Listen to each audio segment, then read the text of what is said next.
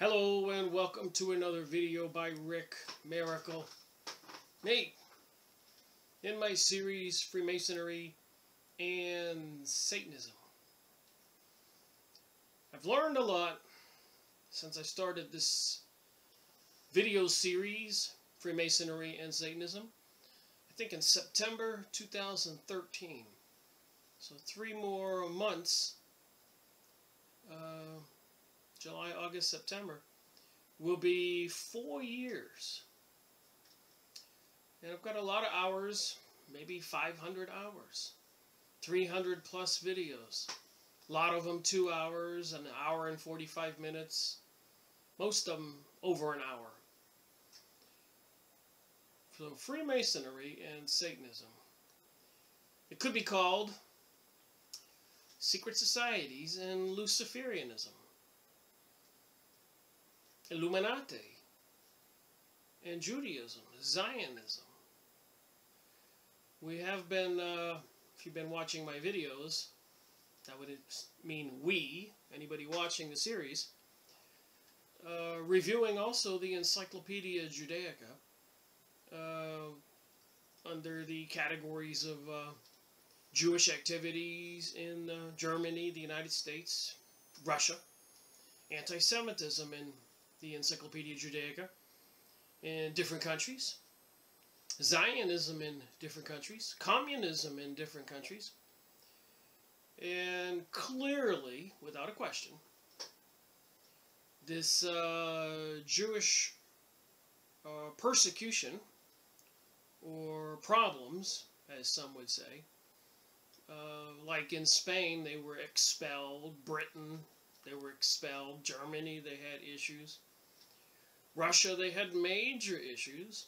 And Russia was running something called pogroms, P-O-G-R-A-M-S, trying to control the issues that the Jews were causing. And it caused a lot of distress amongst the Jews in Germany and in Russia. And they were fleeing to Germany and found safe haven. Not only that, they found lots of opportunity. So why am I talking about Jewish people? We've also been, with the Encyclopedia Judaica and other books, reviewing the Kabbalah. And in the Encyclopedia Judaica, it says the Kabbalah is a big part of the Jewish culture throughout history. And they have other books, Torah, which apparently is like a good Bible, the Old Testament for the Jews.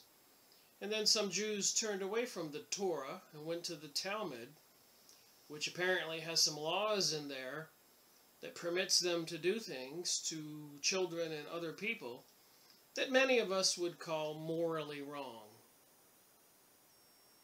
And that's putting it lightly. You can go look it up on YouTube, some of the accusations.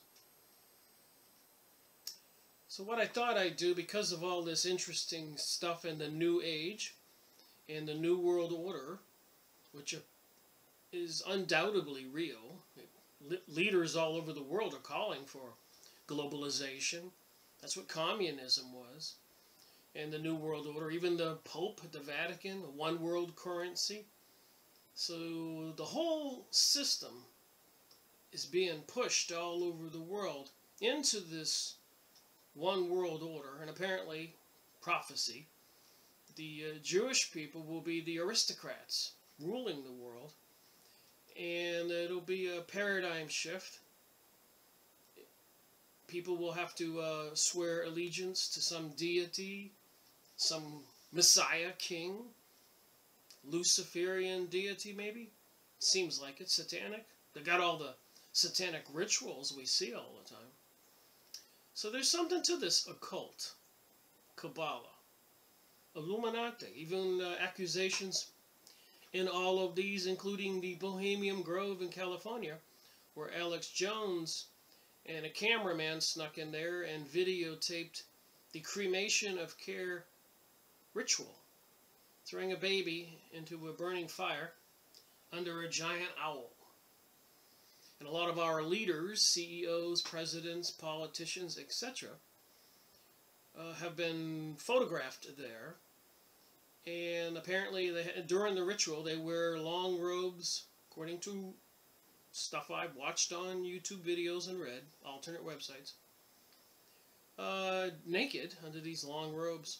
Women not allowed, so they ship in gay men for some more interesting satanic sex.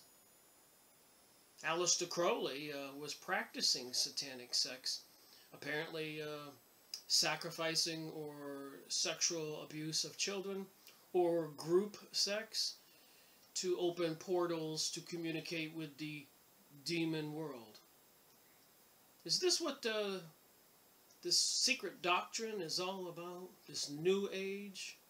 This Kabbalah, Illuminati? And even the Jews throughout history have been accused of something called a blood libel. Apparently they have been accused of abducting little boys and puncturing holes in them with these little ice picks or whatever, and a bucket catching all the blood, prolonging the death. They wanted as much torment as possible, apparently releasing some kind of hormone into the blood.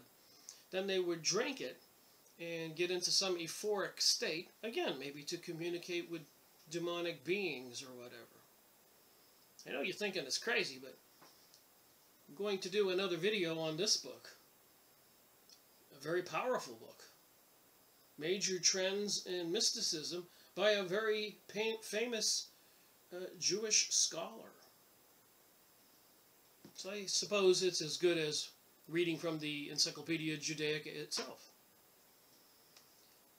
With that said, I've also, because it is the occult, mysticism, Kabbalism, and all over the world people are into astrology or all this channeled material, like Cryon.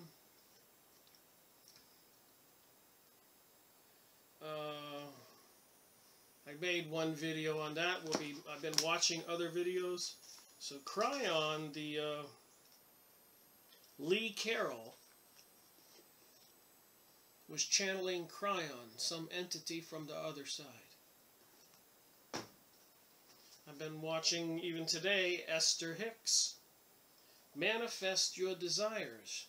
Esther Hicks has a ton of videos, channeled material. It's a fascinating investigation. What is this communication with these beings, masters, whatever they are, on the other side? The raw material. What's this guy's name?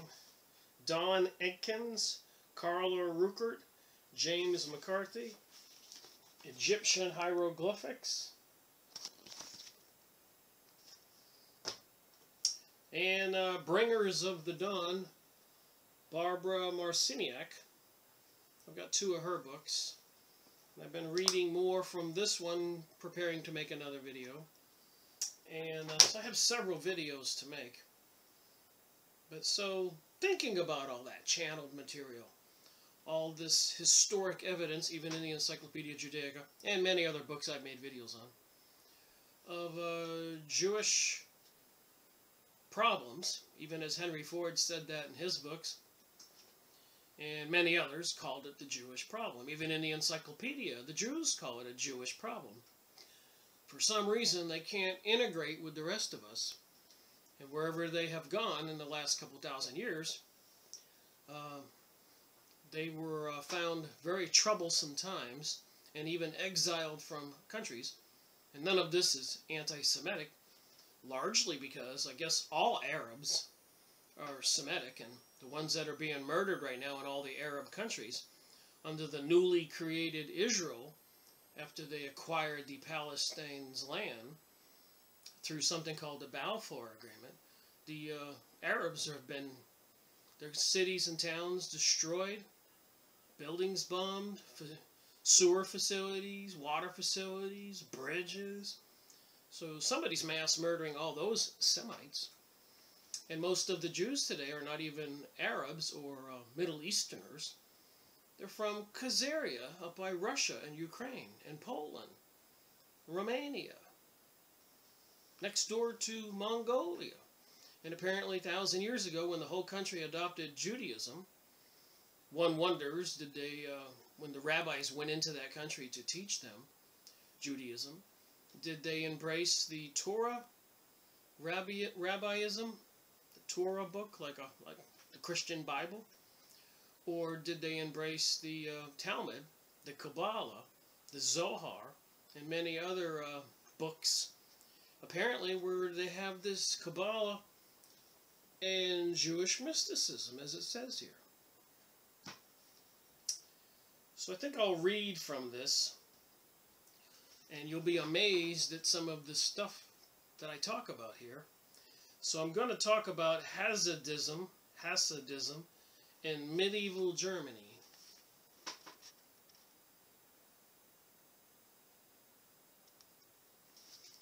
So apparently there was a guy, Hasad, and he was a rabbi who was writing material, channeled material, but a lot of the books, even like the Christian Bible, is made up of the Gospel of St. John, the Gospel of St. Mark, the Gospel of St. Luke, and then St. Matthew, etc. So the Old Testament was written by a collection of different historic books also. So part of the Jewish religion is a collection of the different periods from the last 2,500 years or more of the Jewish books, some kind of philosophy or religion they follow, and largely the Kabbalah, which is part of the mysticism. Is that Luciferianism, Satanism? It appears likely. And so the Jews who follow the Torah, our guests, are in a battle with the Jews who follow the Talmud and the Kabbalah and the Zohar and some other books throughout history. And I think it was the good Jews, from my research, who were killed in Germany by the bad Jews, the banksters, who financed Hitler. So the bad Jews, I call them the Kabbalistic Zionist Jews, who have this plan for a new age and new world order, where they are the aristocrats of the world. And this is in their books. Jewish Utopia by Professor Higger, William Roberts, the retired American intelligence officer, wrote the book Ultimate World Order when he discovered the Jewish Utopia book in a Texas library that you couldn't have access to. Somebody would have to whisper it in your ear, and you'd have to be qualified to check it out. So what is all this mysticism, witchcraft, sorcery, magicians, Kabbalah, Illuminati, sacrificing people, and satanic and rituals like you would see in an Indiana Jones movie? Unbelievable. I've been mentioning these things over and over in my videos. Eurovision, like the American Idol program. Conchita Wurst in 2014 won that contest. And Conchita means a female part, and Wurst is a sausage, a male part. You don't have to be a genius to figure that out. And the head was like Jesus, and the bottom of his body was a woman in a silky dress, singing the song, The Phoenix Rising, which has the words in it, "You can't stop us." So we know things are happening in the world right now. So let me read about Hasidism in medieval Germany and see from this book what we can learn a little bit about mysticism and some of the things they say. Medieval German Jewry held aloof from the discussions of theological and philosophical problems which exercised so deep an influence on contemporary Jewish thought in the East. So we're talking the Middle Ages here, medieval. In the East, in Spain and Italy. So back in the Middle Ages, contemporary Jewish thought in Spain and Italy, which gave us an impetus to new and important developments in the cultural life of these communities. So at some point, the Jews were expelled from Spain. The introduction of new values and ideas into the fields of metaphysics. So all this stuff, Ra, Esther Hicks, Cryon, Palladians, is all this metaphysics. It seems so. Beyond physics, metaphysics. Ethics and anthropology by Jewish theologians and philosophers of the period. The whole movement, which can be described as a struggle between Plato and Aristotle for the biblical and Talmudic heritage of Judaism, was all but ignored by the Jewish communities in Germany and northern France. True, the study of the Talmud was pursued with enthusiasm, which was nowhere surpassed. Nowhere else was so much importance assigned to learning, so much zeal developed in the pursuit of study. That's the Talmud. That's the one that has the book that has some laws in it, that it allows them to do some things that many of us would call immoral. Again, putting that lightly. But this interest in the casuistry of the Holy Land was not paralleled by a similar genius for or devotion to speculative thought. That, however, is not to say that German Jewry made no significant contribution to the history of Jewish religion in the diaspora. So the Jews, a couple thousand years ago, were exiled from the Middle East, Jerusalem, and they were forced to go all over the world. So these people remained united by their religion, Talmud religion, Kabbalah religion, which seems to be the occult, mysticism, and they called that the diaspora.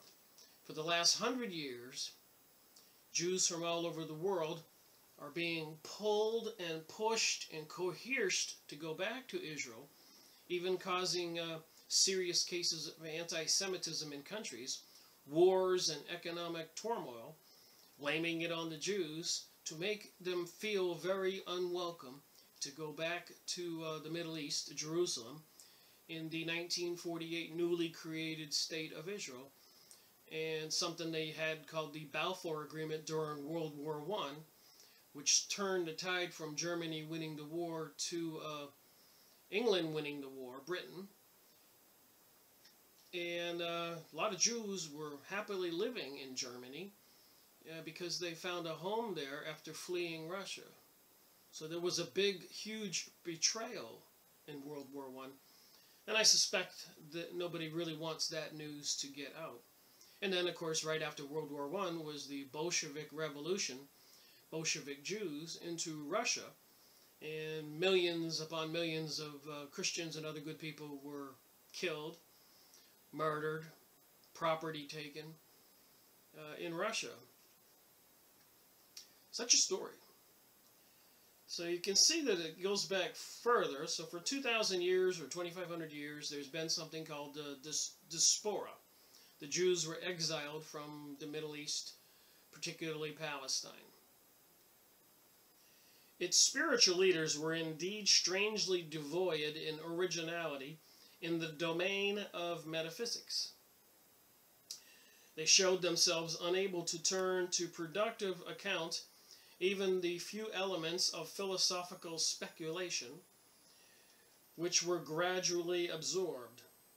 But a significant and lasting imprint was made on the spirit of this great Jewish community,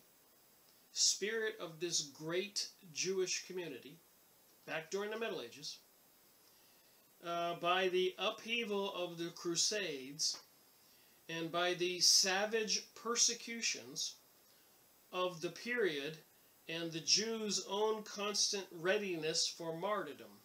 So whatever this Jewish religion was or is, they were constantly ready for martyrdom, to be sacrificed and killed. This is in the Middle Ages. All this going on back then. People today did not create this problem. Henceforth, there was to be a novel element in the character of German Judaism, an element which owed its growth to purely religious motives, but which never found adequate philosophical expression. Its mark is to be found in the movement in which the German Hasidism has been given. So there was a prophet or a commentary writer, Hasid, H-A-S-I-D, and of course, after people following his writings, they call it Hasidism, i.e. the activities of certain groups of men whom their contemporaries already called with special emphasis Hasidai Ashkenaz, i.e. the devout of Germany. Well, I believe the Ashkenazis are the Khazarians who converted to Judaism, and the Shepherdetics, first word shepherd, are original Hebrews, which I think are treated as the second-class citizens in Israel today. According to the book, An American Jew Moved to Israel, Jack Bernstein. I made a video on that. And he comes back to the United States after going over there, following this Aliyah movement. All the Jews all over the world being encouraged to immigrate to Israel. So I don't care what country you live in, if you're Jewish and you can prove it, you're an automatic citizen over there. Nobody else allowed. Now that's nationalism. While at the same time, with this new age and new world order, they want to eliminate nationalist thinking. And they want globalism. And these people, the banksters, the Illuminati, secret societies, etc., etc., Zionism, they seem to have acquired much control over most of the world's resources, governments, banking systems. So they're poised to pull the trigger and make this move. The rise of Hasidism was the decisive event in the religious development of German Jewry. Of all the factors determining the deeper religion of that community, it was the greatest until the change which took place in the 17th century, that would be the 1600s, under the influence of the later Kabbalism. And many Kabbalists were accused of sorcery, that would be witchcraft. And there's plenty of explanations in this material I'm about to read, which originated at Safad in Palestine. So apparently there is the Palestinian type of Kabbalah and the Babylonian type of Kabbalah. Strictly speaking, it was the only considerable religious event in the history of German Judaism. That would have been the Kabbalism after the Hasidism. Its importance lies in the fact that it succeeded already during the Middle Ages in bringing about the triumph of new religious ideas and values which were acknowledged by the mass of the people in Germany, and for the German Jewish community, at any rate, the victory was complete. Were the 13th century Kabbalism, 1200s, of Spain failed, where the 13th century Kabbalism in Spain failed, for it became a real historical factor only much later, after the expulsion of the Jews from Spain and after the Safad had become the new center, German Hasidism succeeded. So, interestingly enough, when one country like Spain expelled all the Jewish people, they had to migrate somewhere else, and apparently the new center became German Hasidism, succeeded. So far from being isolated, the Hasidim were intimately connected with the whole of Jewish life and the religious interest of the common folk. They were recognized as representatives of an ideally Jewish way of life, even where their principles were never completely translated into practice. So they have a ideally Jewish way of life, and that for 2,000 years they've been expelled or had problems in 92 different countries. Makes one wonder what they're into, and if they're into the Kabbalah and mysticism, the occult, called witchcraft and sorcery, and sacrificing children and even needing blood for some of their religious ceremonies. They would get blood from a human and mix it in with some dough to make some kind of bread for a religious ceremony. You can look that up. So they would find these dead bodies, and they would see the way they were killed in the religious fashion. And of course, as you can imagine, just like the witches burned at the stake in Europe and here in the United States back during the Middle Ages, if people were caught in witchcraft and sorcery back then, sacrificing young kids and other people, well, I suppose the community would break out the pitchforks and torches and start chasing people out of town or killing them. And that's exactly what happened. Side by side with the great documents of Halakha, probably saying some of this wrong, in spite of their deep reverence for the divine commandment, side by side with the great document of the Halakha, and in spite of their deep reverence for the divine commandment, by no means always in perfect conformity with them, the classical literature of Hasidism retained a truly canonical prestige. Not indeed among the representatives of the Talmudic learning, who can hardly have read documents like the Book of the Devout without experiencing some qualms, but with the average pious Jewish bolger or householder, the Baal Bayat. So I looked up the Baal Bayat, and apparently Bayat means house, and so Baal, B-A-A-L, would be the house of Baal. So I did go look that up, and I'll show you what I found. Honestly, you can't make this stuff up. You can go look on your computer. I use the Yahoo image site for a lot of the pictures I show. So Baal, and remember they were trying to put the archway of Baal in New York and London last year. There was a lot of religious uproar about that. So they changed it to the archway of Palmyra or Titus. Same thing.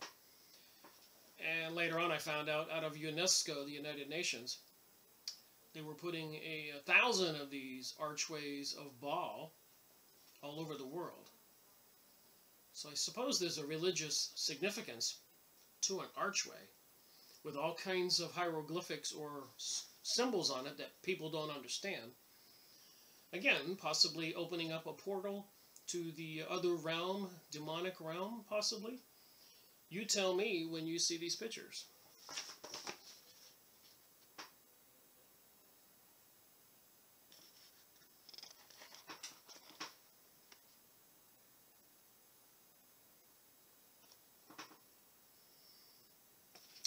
So go look up B-A-A-L. See what you think.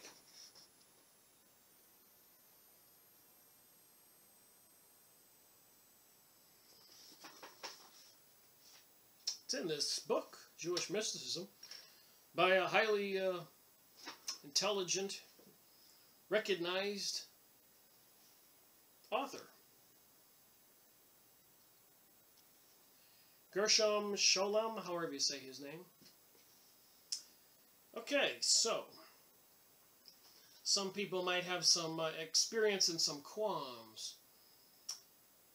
and by the pious Jewish bolger or householder, the business owner, citizen, the Baal, Bayot, and I looked up Bayot, and that means the house of Baal. Thus, the Hasidim escaped the fate of the early Kabbalists, who always remained a small aristocratic sect. So they wanted to be the elites in the communities with money, the aristocrats, not the common people. And they point that out in the book The Jewish Utopia by Professor Higger, who apparently is a rabbi also, that they aim at being the aristocrats, the kings and queens and princesses and princes and dukes and all these other titles, counts of the world. They have a plan for our world. The only people who don't know about it are most of the we the people, the common citizens. And a lot of Jewish people are not aware of this either. And many, historically, many famous Jewish people have written books and made speeches. I've gone over those in my videos. Rabbi Marvin Antelman, leader of the Jewish Congress of the United States.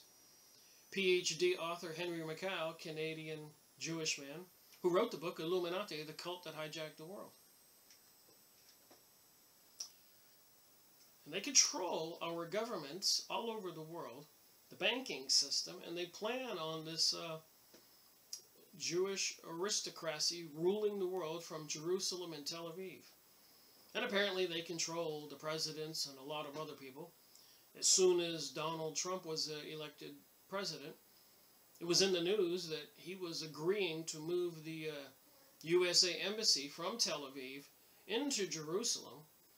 So that was all politically motivated, trying to probably finish off the Palestinian people and get the rest of the land and follow through with the completion of this new age and new world order plan. And please don't believe me. Do what I do. When you watch videos, get yourself a notebook and write down stuff. Go look it up, do a little homework, compile some material, and believe it or not, you'll be able to make a video or write a book. You're going to be so astonished at what you find. Thus, the Hasidim escaped the fate of the early Kabbalists, who always remained a small aristocratic sect, and whose ideas and values never entered into the general consciousness of their contemporaries. So not all Jews are in on this.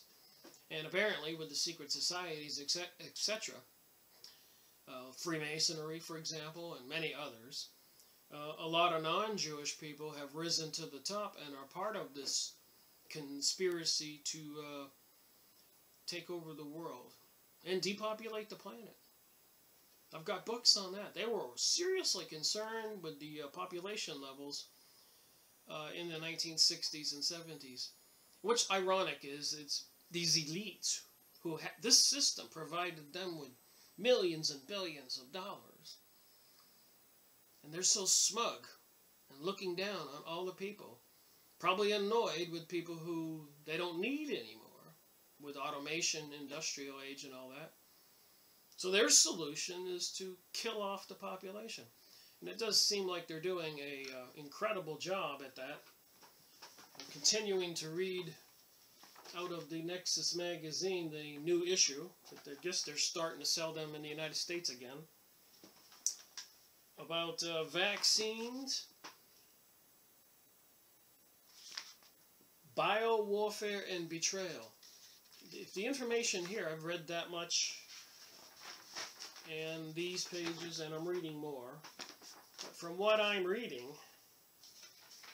the State Department, the World Health Organization, they're all involved in this to depopulate the planet and use these patented Ebola virus and many others because they own the patents and they have billions of dollars of sales every year selling the vaccines in case there's an outbreak. It's stored up. So I suppose as much evil as these beings, these secret societies, and people into these Illuminati cults, Zionism and New World Order, New Age. I suppose that's probably not beyond them to release this stuff into the population. When interest dies off and people think there's nothing to fear, so they stop buying or stockpiling these vaccines. So there's billions of dollars involved here. And it seems like that is exactly what's happening, along with a lot of other toxins and contaminants that they're dumping on we the people. Sky spraying aluminum and chemicals in the sky. Intentional electromagnetic pollution. And apparently intentionally covering up radiation leaks from storage sites and nuclear power plants. And even covering up the Pacific Ocean and Fukushima. Not alerting the world to that maybe they shouldn't be eating fish from the Pacific Ocean. And how many people in the fishing industry would lie or put no label on it so you don't know where the fish came from? The Pacific Ocean's a big ocean. So it's just a very concerning issue. If you don't believe it, please go on the internet and look it up. Fukushima, or the Columbia River in Washington State, a huge nuclear facility there. And there's monitors all over the world. I've got one right here that I keep on my desk.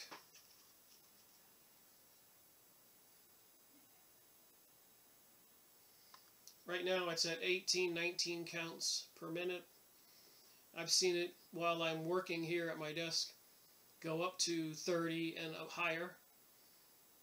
So it does the stuff that's in the air. And it changes. And who knows what I don't catch. FYI. You can get these meters for about $100 plus or minus. They plug into your computer or not. I thought it'd be kind of cool to take it to the grocery store and lay it on top of the meat before I bought it, like the fish, salmon.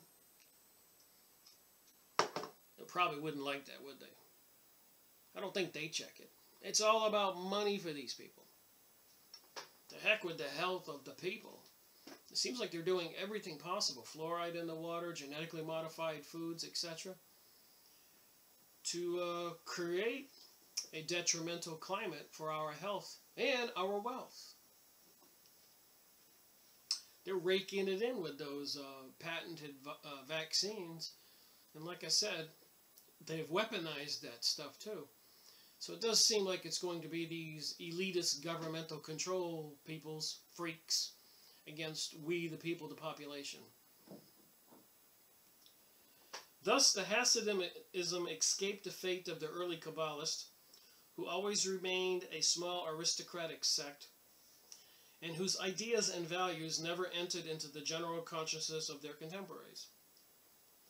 Although the creative period of the movement was relatively short, about 1 century, from 1150 to 1250, 100 years, almost 1,000 years ago, its influence on the Jews of Germany was lasting, and the religious ideas to which it gave rise and which it filled with life retained their vitality for centuries.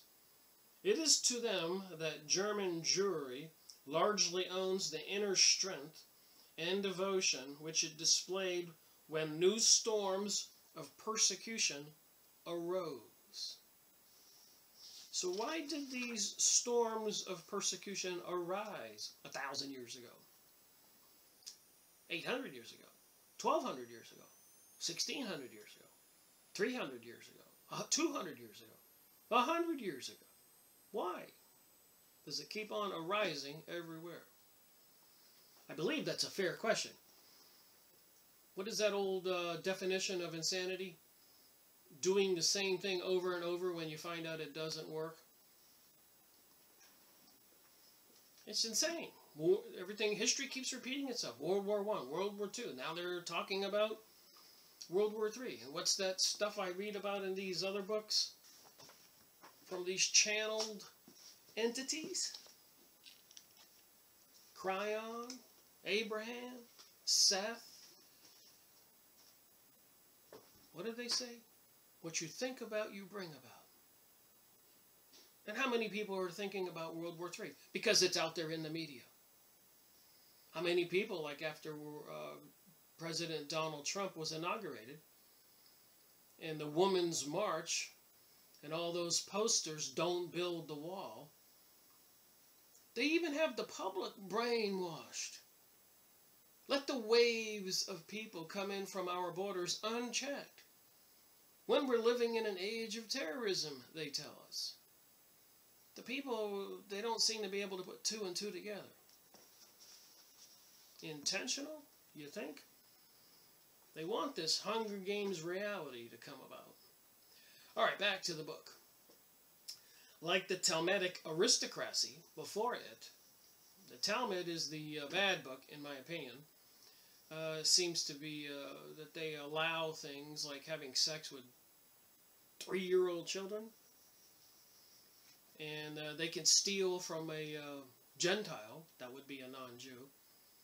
And they don't have to pay them even the wages if they work, but a Gentile cannot steal for them. They'll be arrested, killed, beheaded. So it's a two set of rules there. The Talmudic books, Zohar, Kabbalah, mysticism. Hasidism found its leading representatives among the remarkable family which for centuries provided the Jewish communities in the Rhineland, Germany, with their spiritual leaders, the Colonides, who had come to the Rhine from Italy, and who in Speyer, Worms, and Mainz formed a natural aristocracy among the communities. So the Jews had to flee Italy and Spain. They were exiled.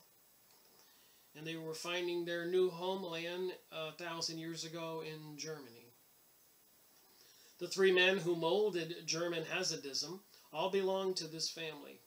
Samuel the Hasid, son of Kelomos of Speyer, who lived in the middle of the 12th century, the 1100s. His son Jehuda the Hasid, H-A-S-I-D, of Worms in Germany, who died in Regensburg in 1217, and the latter's discipline and relative Eliza ben Jehuda of Worms, who died between 1223 and 1232. All three exercised a deep and lasting influence on their contemporaries. Jehuda the Hasid, in particular, held an unrivaled position as a religious leader so long as Hasidism itself remained a living force. Did you ever think about the Jewish religion? If you're watching this and you're not Jewish. And a lot of Jewish people in the United States and the world are not practicing Jewish people sincerely with their religion. So they don't know maybe the difference between the Torah rabbis and the Talmud rabbis. And apparently there are hardly any Torah rabbis in the world. The Talmud rabbis have all but eliminated those rabbinical colleges that teach the good stuff, the Old Testament, the Torah. A contemporary said of him, he would have been a prophet if he had lived in the time of prophets. So prophets are people who are communicating with the other world. They get information that the rest of us don't have, and they tell us what's going to happen or whatever. Prophets. Who are they talking to? Who are all these beings that are channeling material that a lot of people are following today? Good or bad? I'm still up in the air on some of it, but a lot of it is that you are a creator of your reality. I've been reading and listening to this stuff. So if you really want to change something or bring something about, you have to think about it and change your own belief system to manifest something. a job opportunity, whatever. Like Isaac Lora of Saferd, in a later age, he too became a legendary figure of the mythical proportions. A legendary figure of mythical proportions. So how do you gain that kind of reputation?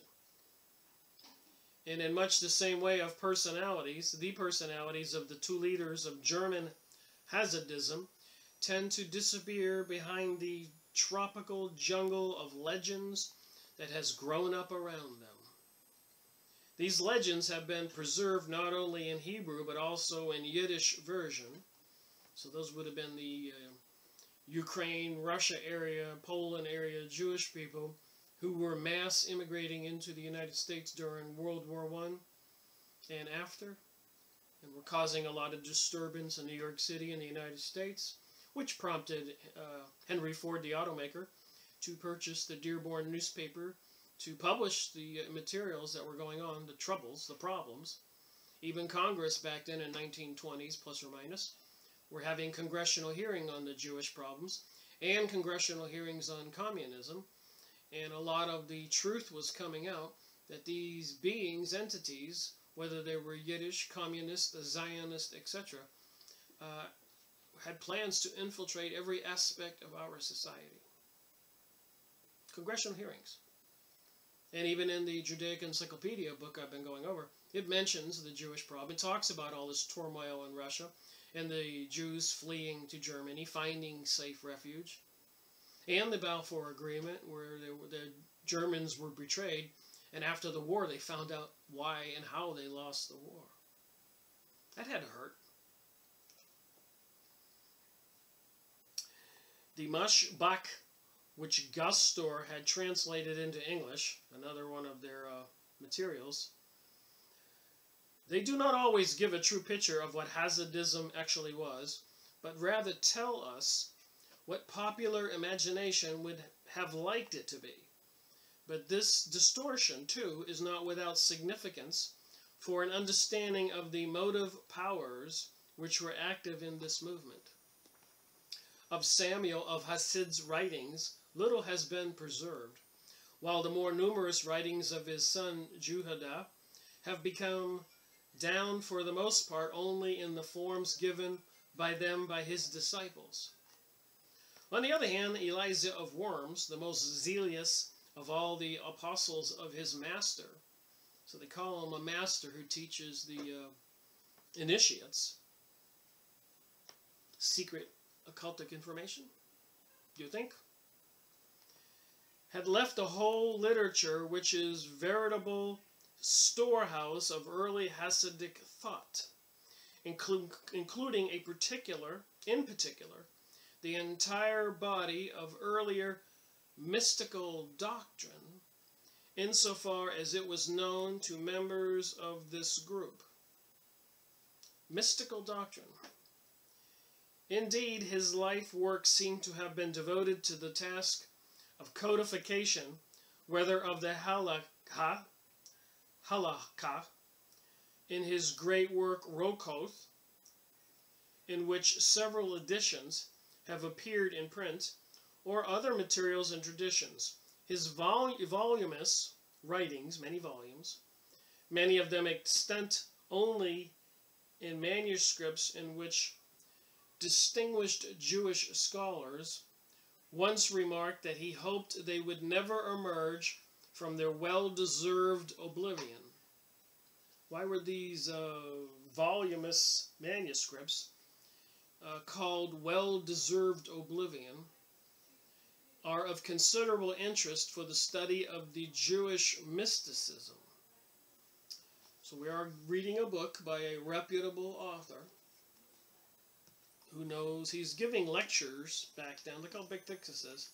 For many years he gave many lectures on Judaism, mysticism, etc. So I guess we can at least acknowledge what's in this book.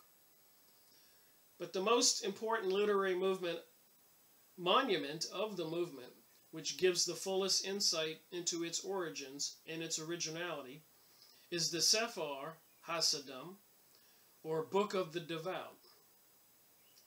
So the Hasidim means devout. Sephar means book of. An edition of the literary testament of the three founders, and in particular of the writings of Juhada, the Hasid, undistinguished and even awkward in style, often resembled a mass of casual jottings rather than a coherent library composition. It is yet undoubtedly one of the most important and remarkable products of Jewish literature. No other work of the period provides us with so deep an insight into the real life of Jewish community in all its aspects. For once we were able to study religion and theology, not detached from reality, and it was suspended in the vacuum of revelation, but in the closet and most intimate connection with everyday life.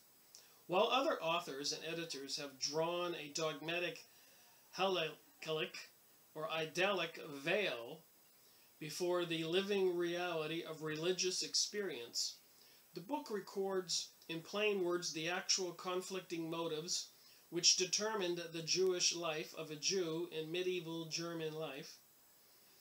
As it is presented here, although lived in the shadow of a great idea, is painted with a realism which has an almost dramatic quality.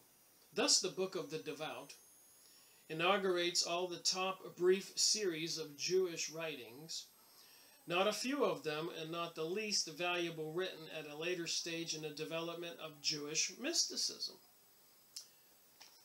So I thought to myself, Jewish mysticism? What is Jewish mysticism? So you know me. I went and looked up mysticism in Wikipedia. And there were 27 pages, but I only printed out 2 pages. And you can see it here. I'll read it now. You can go look it up. There's 1 page and a little more. So what are we talking about? In the Common Era, Judaism had 2 main kinds of mysticism: Merkabah mysticism and Kabbalah. Merkabah mysticism. Strangely enough, in this book, Bringers of the Dawn, communicating with the Palladians, channeled material.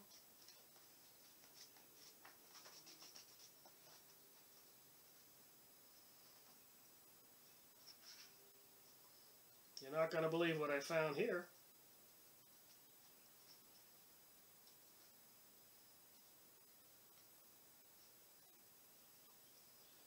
See if I can find the word. Page 183, right where my finger is, that's that line above it, Merkabah.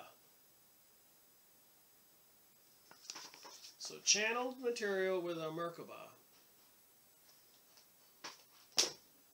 What's that got to do with Jewish mysticism? With a Merkabah mysticism and Kabbalah, and many Kabbalists were accused of sorcery. So what's with the channeled material and the Merkabah? And Barbara Marciniak, and the Palladians. Get it? Got it? The former predated the latter. So Merkabah mysticism came before the Kabbalah. Apparently the Merkabah, if you want my understanding, and I did look it up in the Encyclopedia Judaica, but the way Barbara Marciniak describes the use of it, it's some kind of 5-pointed star thing held by a string, and you turn it and it radiates light all around you, and apparently opens up portals, and you can communicate with the pixies and the Palladians and other kinds of beings, angels, whatever. It's also called the throne of God, or God's chariot, in Ezekiel's chariot. We'll be going over that.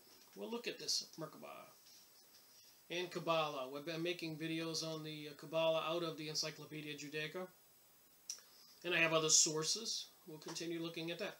And that seems to be the New Age material, secret doctrine. Luciferianism of all these secret societies, like in Morals and Dogma by Albert Pike, the leader of the Freemasonry during the Civil War, and wrote one of the Bibles for the Freemasons, the Morals and Dogma. I've been making videos on that book. I just made one recently, and I'll be making more videos on that book, on all these books. I intend to get to the bottom of this. The former predated the latter, was focused on visions. I told you how it works. It opens up a portal. You can see into the other world, like Carlos Castaneda, A Separate Reality. I made a couple videos on his book, and they take the peyote or the drugs, or shamas, and down there in Peru, taking ayahuasca, a drug, to communicate with these other beings in the other world, the invisible reality. So that's where a lot of these religious books came from. It was information channeled by these beings. So what kind of information would they be giving these prophets, the historic Jewish people, into the Kabbalah? And what would be their focus and purpose? Would they use this magic for self-serving purposes? It appears the answer is yes. It's witchcraft and sorcery. They sold their services to kings and queens and other elites.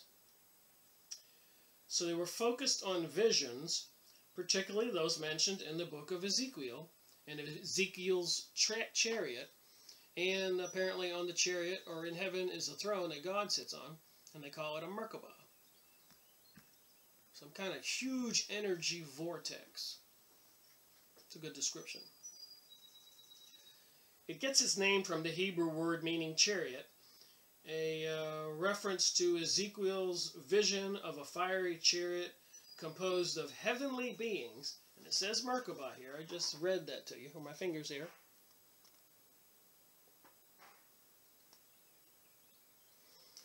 You can go look up mysticism on Wikipedia, verify this for yourself. Kabbalah is a set of esoteric teachings, secret teachings, to explain the relationship between the unchanging, eternal, and mysterious Ein Sof, no end, some kind of God being, in the mortal, finite universe, his creation. Inside Judaism, it forms the foundations of mystical religious interpretation. So they're communicating with the invisible reality. Is that witchcraft?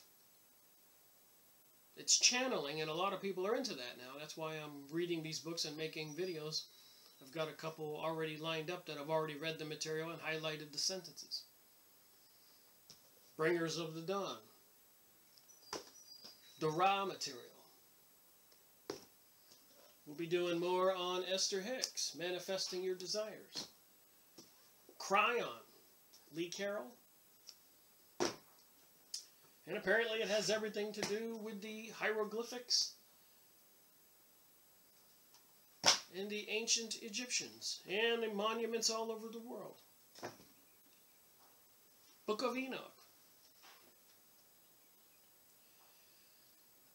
Kabbalah originally developed entirely within the realm of Jewish thought.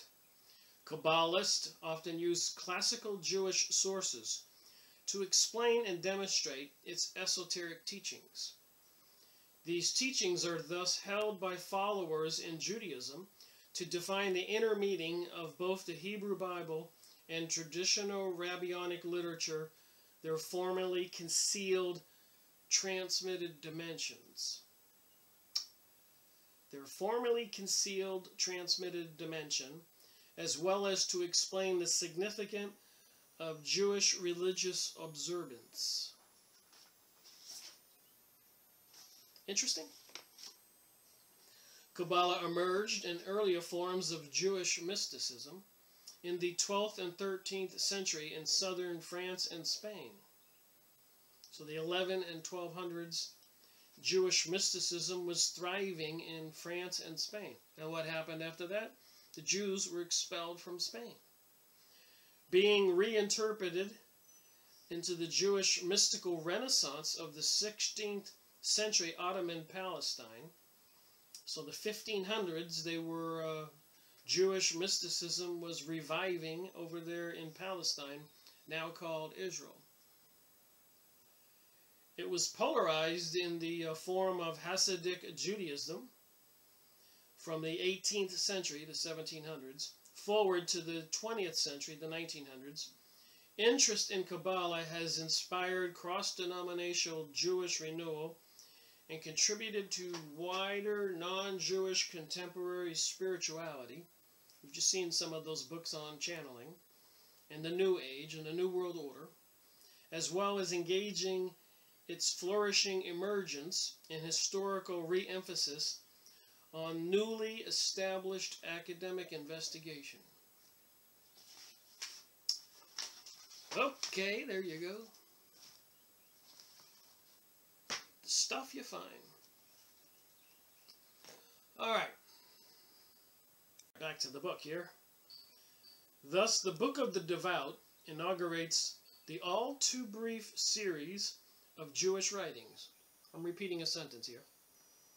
Not a few of them, and not the least valuable, written at a later stage in the development of Jewish mysticism, which are all genuinely historic documents revealing the whole truth about the circumstances of their time. In his brilliant analysis of the religious social tendency in the Sefer Hasidim, the Book of Hasidim, F.I. Baer has shown that the teachings of the Sefer Hasidim form a definite and consistent whole, and that they reflect the spirit of a central dominating figure, Rabbi Jehuda of Hasid, whose historical position, according to Baer, is akin to that of the Christian contemporary Saint Francis of Assisi. Baer has also raised anew the problem of the relationship between the social philosophy of Hasidism and its monkish Christian environment. So there was a new problem between the philosophy of Hasidism, this Jewish philosophy, and the monkish Christian environment. So the Christians and the mysticism people, Hasidism, apparently weren't getting on the same page in reality, and conflict arose. It is in fact undeniable that certain popular religious and social ideas common to the Roman Catholic West after the Cluniacian reform also filtered into the religious philosophy of some Jewish groups. According to Baer, this was possible only in Germany, while in Italy and Spain, the spread of philosophical enlightenment, that's what they call it, philosophical enlightenment, among the Jews either prevented this infiltration or at least limited its scope by conducting an incessant fight against it. Although Baer describes these tendencies as stimulants, which merely serve to hasten a spontaneous development, he goes further than Gudeman, who also believed in a connection between the popular Christian mysticism. I know that when I was learning how to use a pendulum, you can use it to find water. You ask yourself a question when you're walking across the field. Is there water here? Is there water here? Or gold or tin. There are many people into using divining. And there's many other kinds of divining using your psychic abilities. But I know that at one time the Catholic Church banned dowsing for water or any kind of use of it. You can ask it questions, is there any water on this piece of property? And it'll either give you a yes, going to the right, or it'll give you a no, going to the left. And apparently when you connect to this higher consciousness of your brain, you get helpful results. Some people are more psychic than others. So there was a popular Christian mysticism, so we don't want to say that it was only the Jewish people who were into mysticism. But remember, even during the Christian era, or historically during the Middle Ages, they were burning witches at the stake, etc. And many Jewish communities and peoples were accused of blood libels, sacrificing a young boy, draining the blood, putting pincers on the boy to increase the torment and pain, to probably release some kind of hormone. Then they would drink it or make bread with the blood for some religious ceremonies. And it caused a lot of chaos and a lot of problems when these Jewish people who were doing that would get caught and confessed, because the citizens of that town or that country would want to run every Jew in the whole country out of there. It was just a horrific piece of news that got out, abducting your little children and sacrificing them. Not to be outdone by the witchcraft and other organizations. Even people in the Illuminati talk about these satanic sacrificial rituals. And even some people who escaped witches' covens even talk about, you can watch these videos for yourself, that sometimes they would drive around in a van looking for a suspect, somebody who wasn't paying attention, pull over with the van, grab them, drag them into the van, and take them as a sacrifice in a witchcraft ritual. So apparently this stuff is real. And there's much more. MK Ultra, Project Montauk.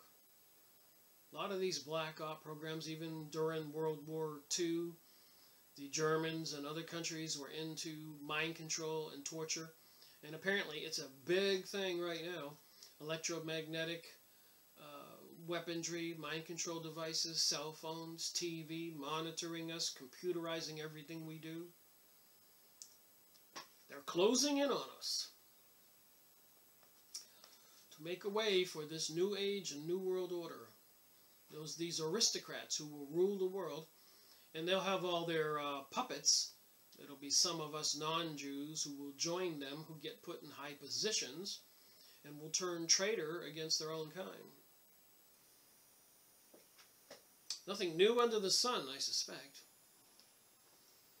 Christian mysticism in the period and the Hasidic movement, but makes a reservation in respect to their independence by arguing that there is no need to speak of derivations. Similar causes produce similar effects.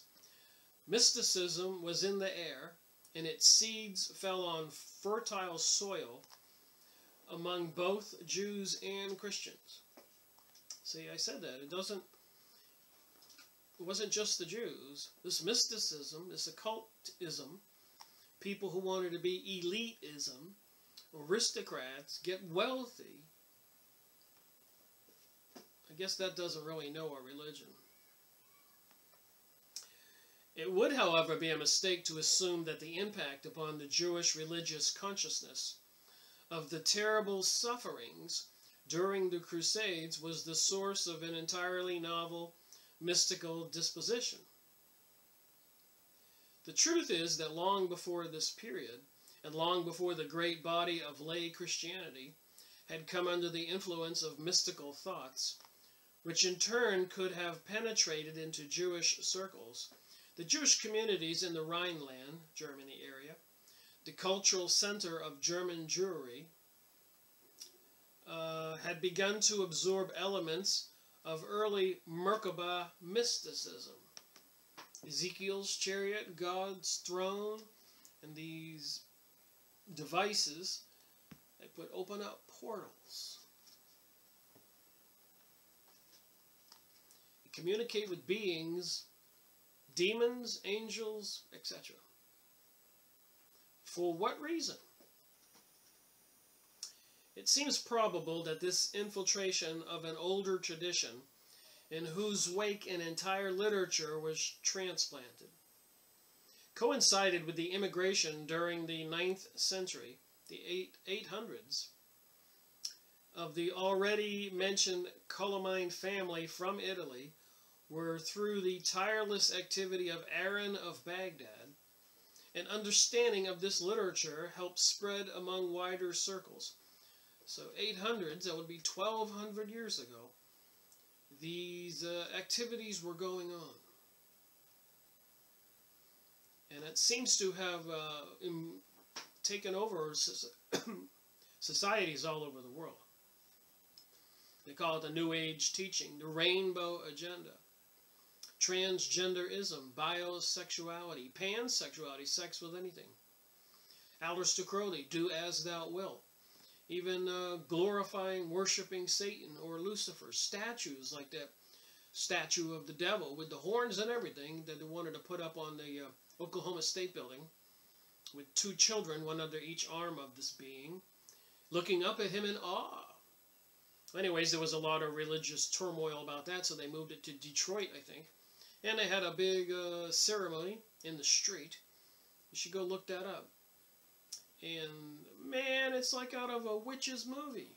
These people, the way they dressed, who came there to celebrate Satan. Go down to your city park or square or streets right now, across the country, probably across the world in Europe. And there are people dressed in black and other weird clothings and tattoos and steel stuff poked all around all their body, looking like witchcraft entities. This is no small thing. It's real.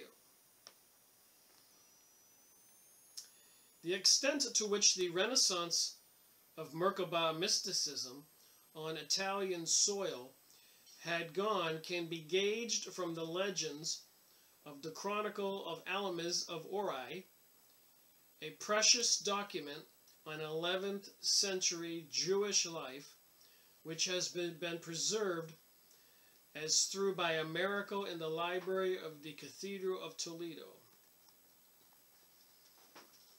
And one has only to read the religious poetry of the Jews of southern Italy in the 10th century, 1,000 years ago, especially the hymns of Amatai, Ben Safata, to become aware of the enormous influence of the Merkabah. Mysticism, both on its style and its contents. Communicating with beings in the invisible reality, demons and angels, for what? Power? Control over other people? Taking over countries? To become aware of the enormous influence of Merkabah mysticism, both of its style and its contents. That the Sefer Yasara, the Book of Yasara, was already known in Italy in the 12th century is proved by the commentary of Sabbatai Daniel. Together with it, there came a great deal of related literature, semi-mystical and entirely mystical, Midrashim, and various documents of whose existence we only know through quotations scattered in the writings of Hasidim. The influence of this literature on the Jews of Germany was profound. One finds its reflection in the writings of the old synagogue poets of the Germans and northern French school, which carried on their traditions of Palestine and Italy. This poetry is frequently incomprehensible unless one is familiar with the Merkabah literature. I think I have some Merkabah pictures. I think I showed something here. Well, do you believe in magic? So I looked up Merkabah.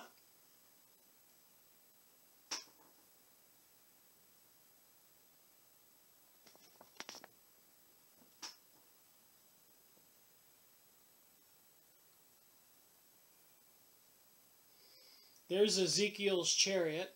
The guy's on his knees. That was called a Merkabah. There's another drawing of a Merkabah.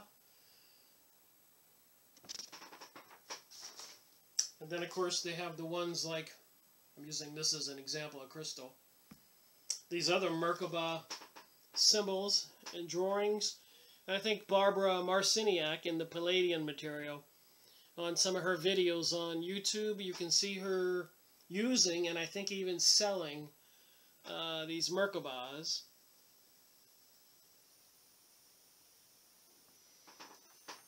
apparently helping you communicate with the invisible reality, demons or angels, whatever.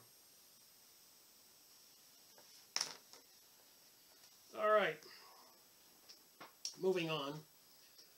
The voluminous commentary, many volumes,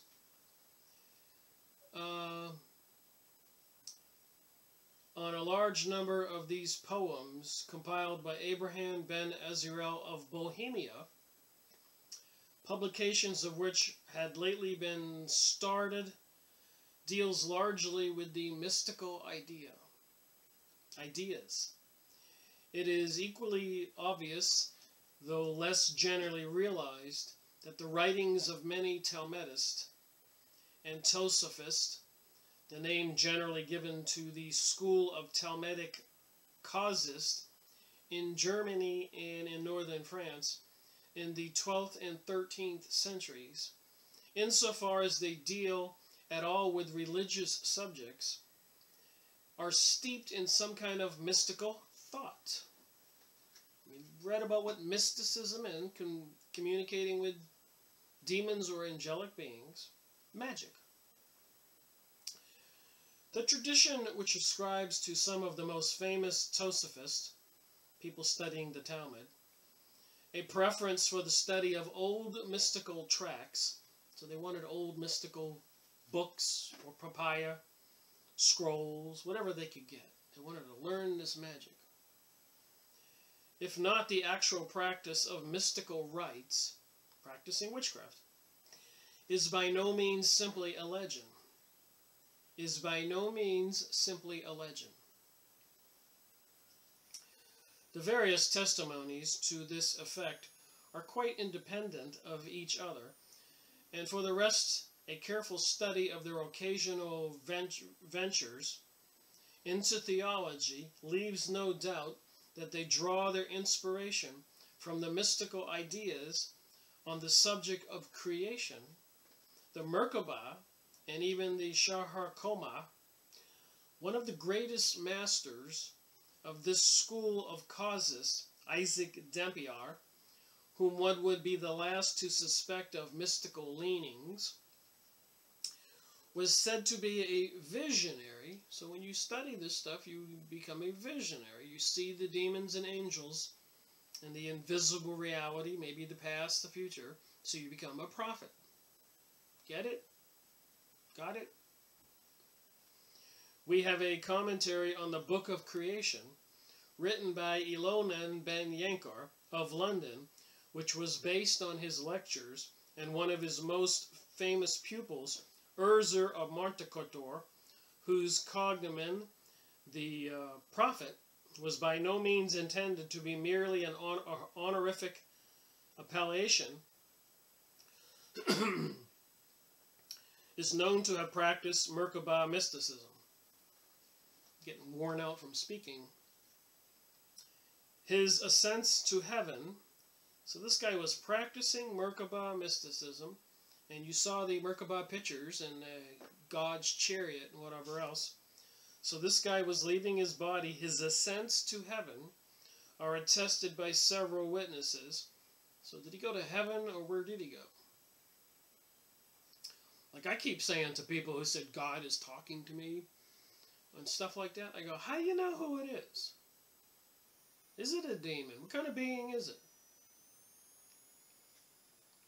You have to be a little discriminating here. You need to, even Jesus said you need to test the spirits. So his ascent to heaven are attested by several witnesses, and his possession of prophetic gifts was regarded as proved. He showed signs and miracles. So Jesus showed signs and miracles.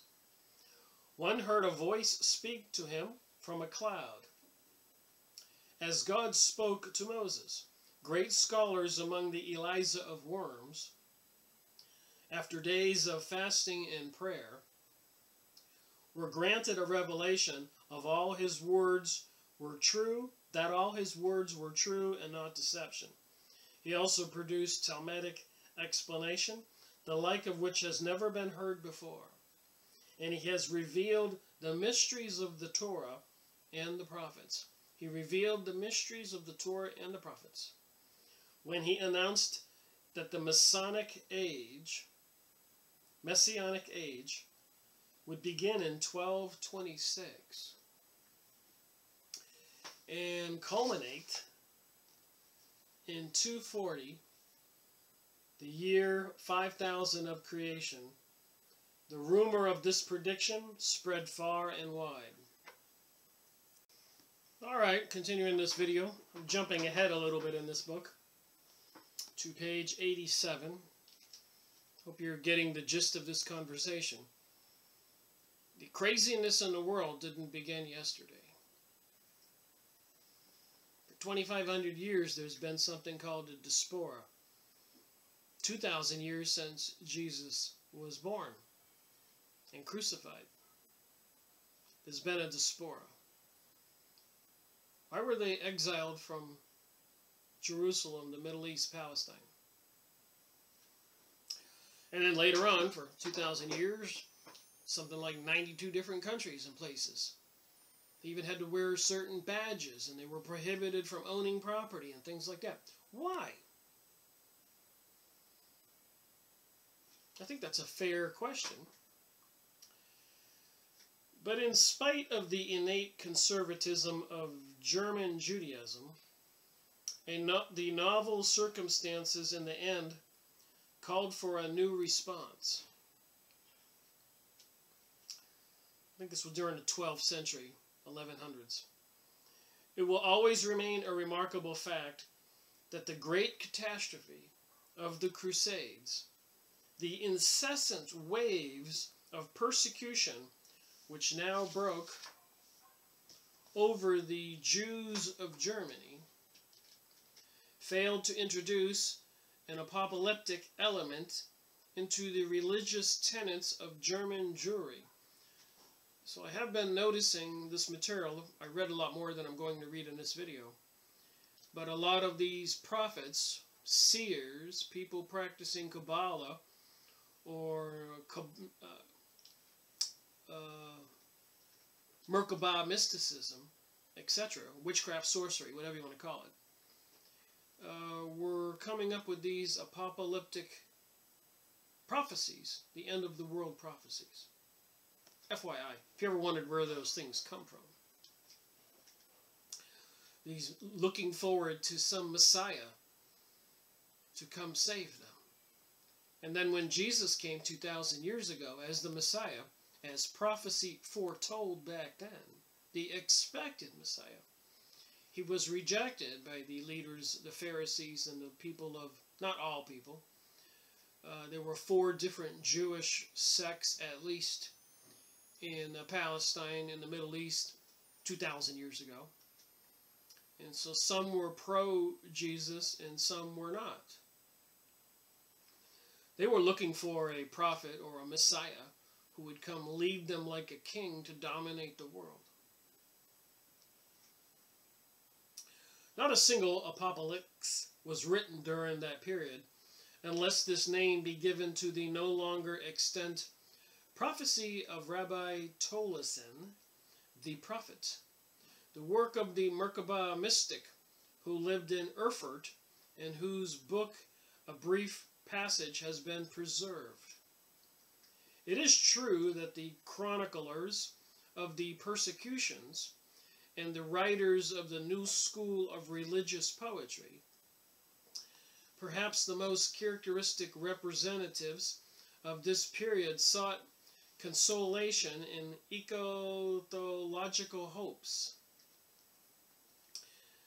However you say that word, eschatological, some kind of religious hopes.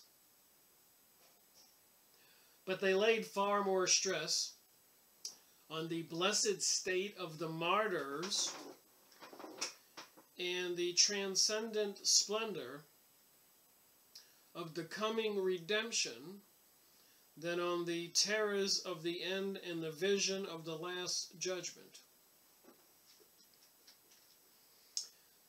As far as concerns the views of the Hasidic leaders, Juhada the Hasid himself was radically opposed to all the speculation concerning the time of the Messiah's arrival. And I believe I did go over Ben Zivi, Sabbatai Zivi, the Jewish Messiah, so he said, who arrived in 1666. I made a video on that or two out of the Encyclopedia Judaica. Go watch those videos. And he came up with some commandments that were the opposite of the 10 Commandments from God. That thou shalt kill, thou shalt steal. Everything was the opposite. And apparently he was widely received in the Jewish communities, whereas Jesus was rejected. Quite radical. And I think they have Frankist and Sabbatianism after that. These are these religions that even started the swingers parties in the early part of the 1900s, where they're having wife swapping and group sex. It's part of the satanic religion, FYI. According to Rabbi Marvin Antelman in his 2 books, Volume 1, Volume 2, To Eliminate the Opate, and I'm confident it's in many other books too. I've got many books I haven't read yet.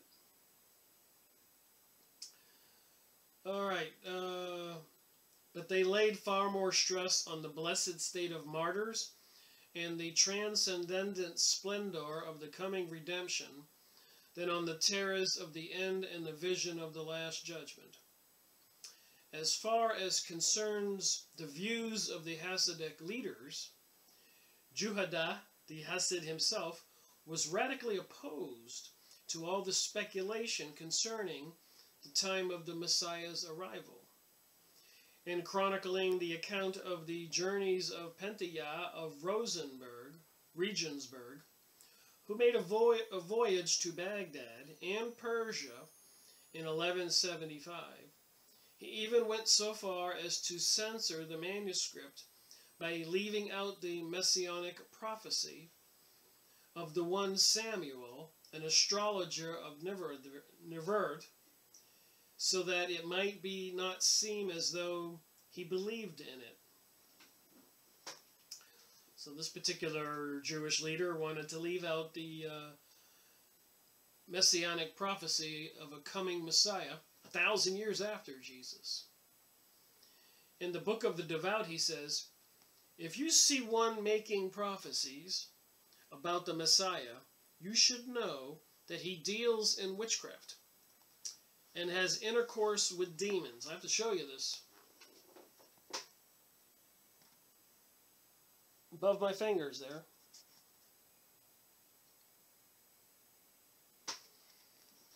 Can't make this stuff up. If you see one making prophecies about the Messiah, you should know that he deals in witchcraft and has intercourse with demons. So here's Jesus saying he's the Son of God, the Messiah, and of course they crucified him. Or he is one of those who seeks to conjure with the names of God. They've got these books called the 72 Names of God. Apparently you can get some kind of magical powers and abilities to manifest things in reality if you can know these names of God. Witchcraft, sorcery. Now, since they conjure the angel or spirits, these tell them about the Messiah. So the angels or spirits that they communicate with were telling these conjurers about a Messiah that was coming, or end of world prophecy stuff,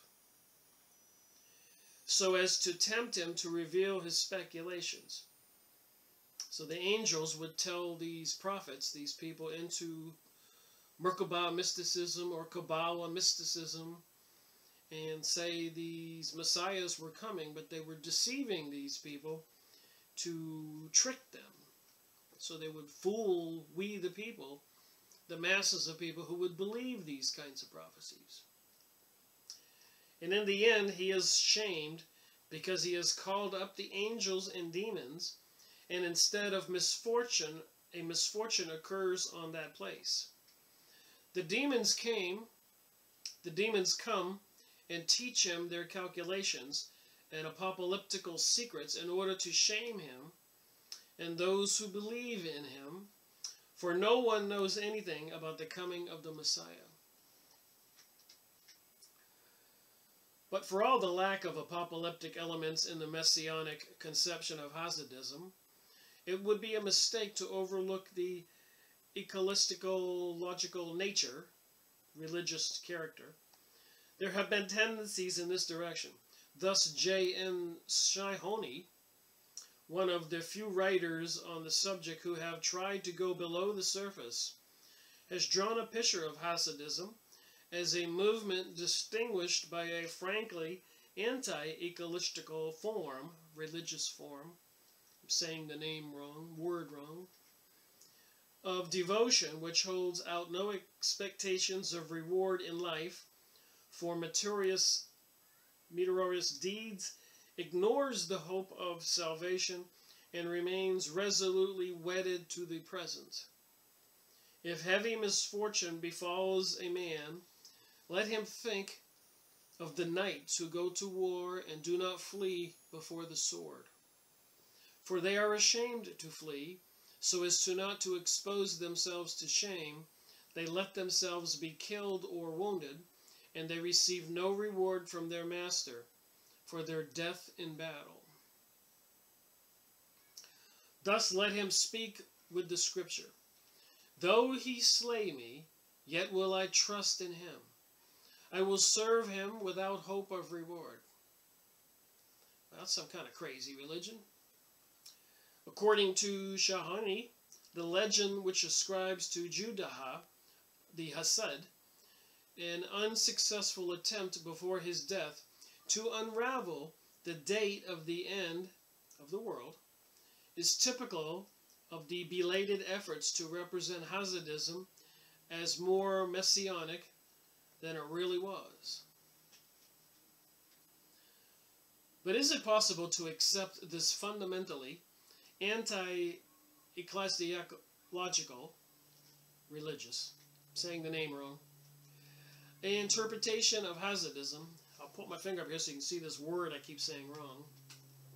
Right next to my finger there.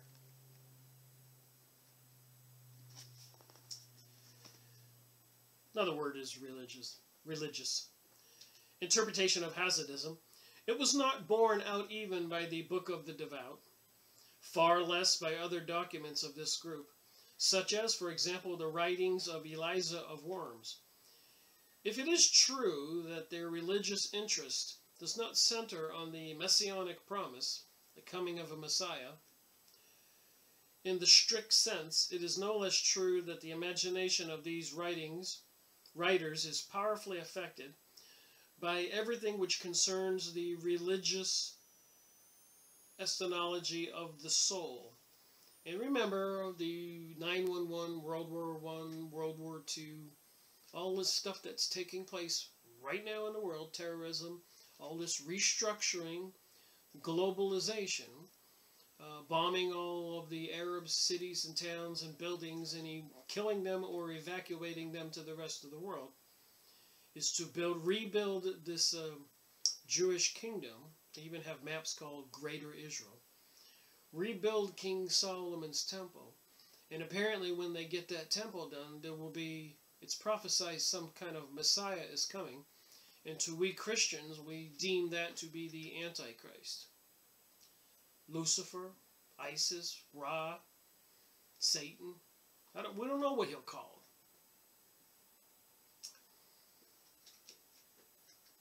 Interesting. Did you ever really want to know anything about the Jewish religion? Most of us don't know anything about this stuff. But I'm learning and sharing. So moving on here, the whole subject was of a less direct interest to the apocalyptical inclined Merkabah mystics. So the Merkabah mystics were apocalyptically inclined. They were looking for an apocalypse, the end of the world type thing. Then the older visionaries, like the author of the Ethiopian Book of Enoch. I've made some videos on the Book of Enoch. I believe I have one more video to make. It's a description of God's world by these visionaries, prophets, Merkabah, Kabbalah, mysticism, witchcraft, sorcery, whatever you want to call it.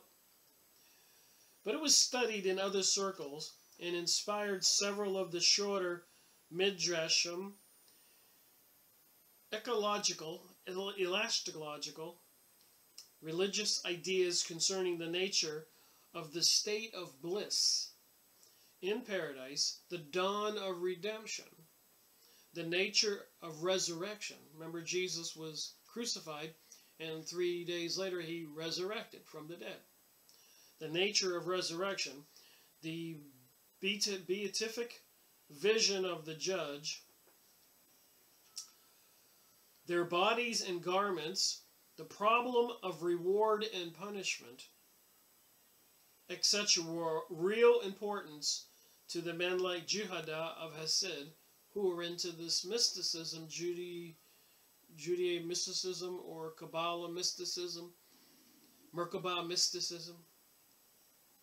So they were interested in problems of reward and punishment, their bodies and garments, resurrection, redemption, bliss in paradise, and beatification, a vision of the just, to make the just divine beings after they die.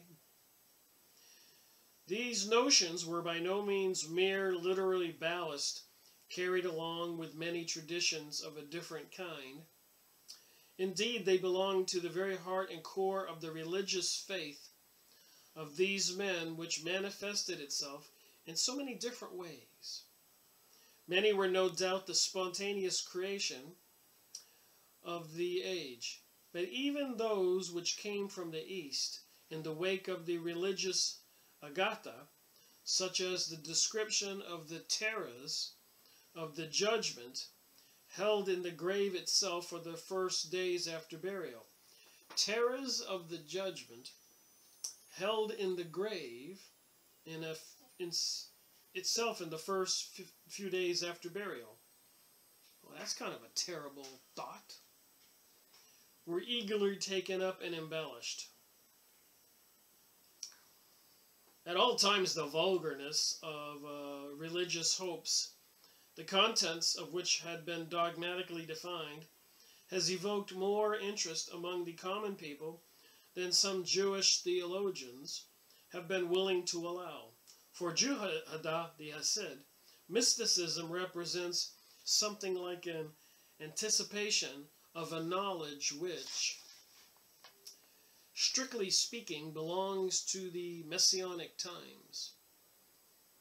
There are secrets which are revealed in the upper world, which are preserved there for the time to come. Only the mystics and the allegorists of this world absorb meaning of the odor of these secrets and mysteries, notwithstanding which there can be no doubt that speculations concerning the end of the world never cease to play a part in Hasidic mysticism. Alright, so I'm going to skip another page here.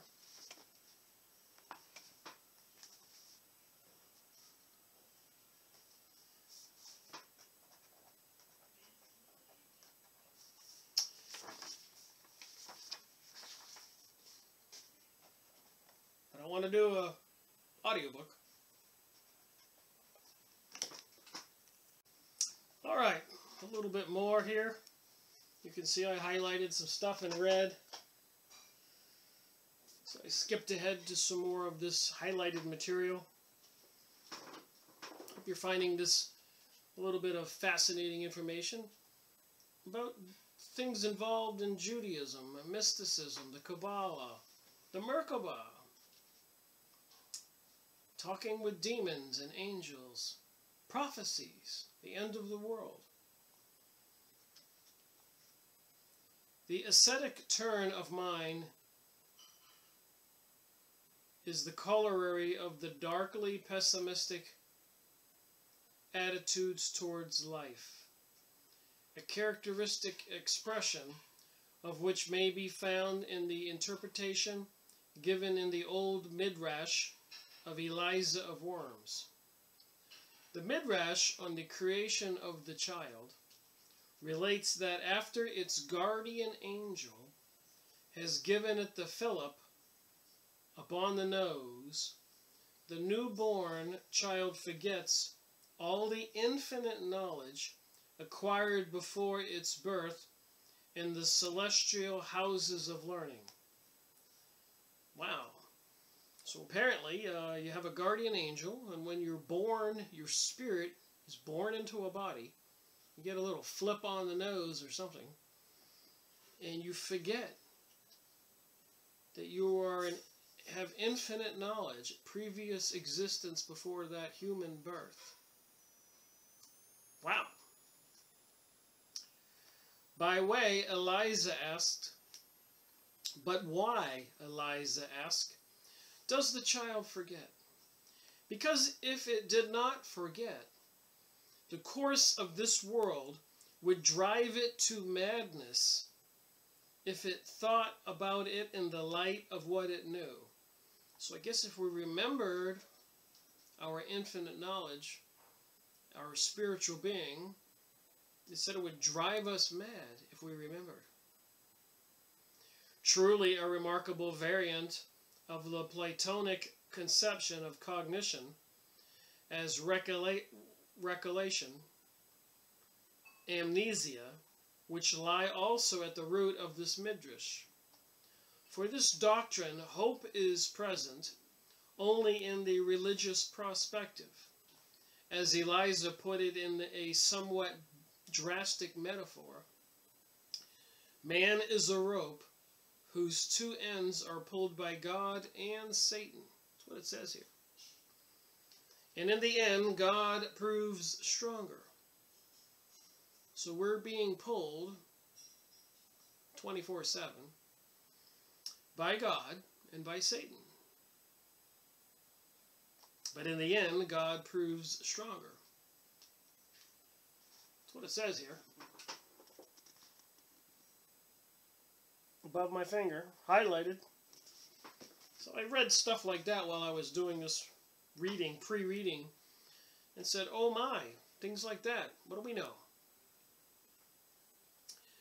The Hesed must resolutely reject, and by they call these Hasidic Jews, the strictly orthodox, adhering to their doctrine Jews. More like an initiate in a secret society where you get initiated into the secrets. Must resolutely reject and overcome every temptation of ordinary life. By a natural corollary, these asceticisms find its antithesis in the magnified religious hope and promise. It's that estological word again, so I'm just switching it to religious. By renouncing the temptations of this world, by averting his eyes from women. So these people are so religious, they have to avert their eyes from women to avoid any kind of tempting thoughts. He becomes worthy of the afterlife, in which he will seek the glory of the Shekinah with his own eyes and rank above the angels.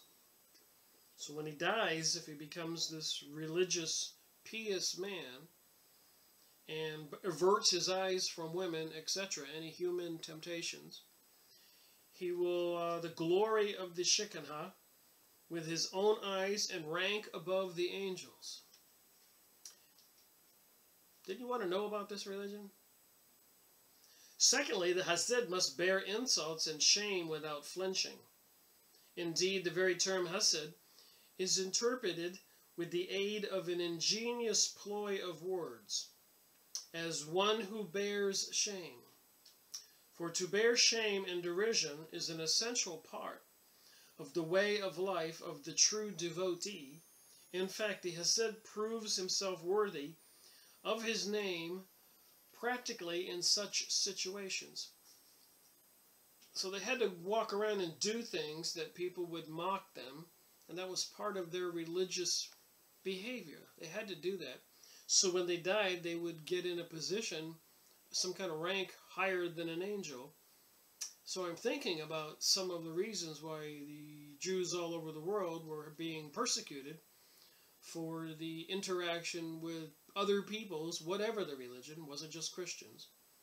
We've got to remember that millions and millions of Arabs and Islamists, and I'm sure many other religions, even Christians or atheist Arabs, have been bombed to smithereens and murdered in many countries in the Middle East since 9/11 and before. With this planning for this Zionism, which apparently has been running parallel with communism, so they are in the Illuminati banksters, and all the secret societies they have organized amongst us. This is no small thing what they're doing. And they have roped in a lot of we citizens into these New Age cults, even taking the side of all the gay marriage agenda, pansexual, transgender, even getting the blacks against the whites, the young against the olds. They got all this Hegelian dialectric warfare going on, pitting everybody against everybody, and causing all kinds of distractions, threats of nuclear war with Russia or China, so much more almost every day. Though he be insulted and pale with shame, yet he remains deaf and dumb. I suppose, generally speaking, these kinds of activities would cause a little bit of problems in communities. For indeed his face shall be radiant hereafter. When the Psalms,